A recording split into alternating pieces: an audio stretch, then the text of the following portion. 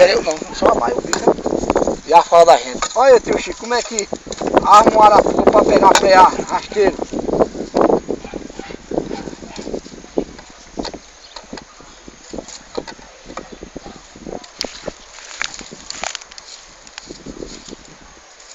Tá vendo, tio Chico, como é que pega o... Vou fazer isso lá no... Isso é lá no sertão, nas caatingas, que nós pega lá.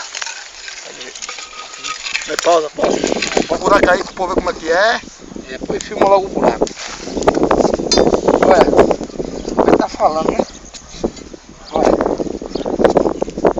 Isso aqui, Demir, isso é lá no sertão da Paraíba, viu? E o cara gosta de pegar o rato d'água. Tem que armar na beira do açude. O cara vai chamar tudo de doido, vai botar. Esse filho de rapariga tá dizendo errado. Os cabochinhas também, os cabochinhas. Depois você, aqui essa arapuca aqui também pega chifre. Tufão. Eu guardando uma linha. E aí, só lá no lugar bom. Eu tenho que... Já. O tempo tá cortando. Tá. Ali é assim que se arma um fojo. É assim que se arma um fojo. Lá do sertão, né?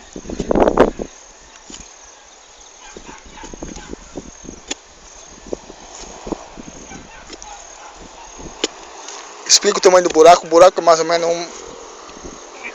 O buraco é mais ou menos meio braço. Quase um braço.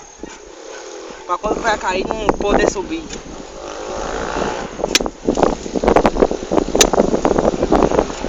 Dá pra tapar os novo, né?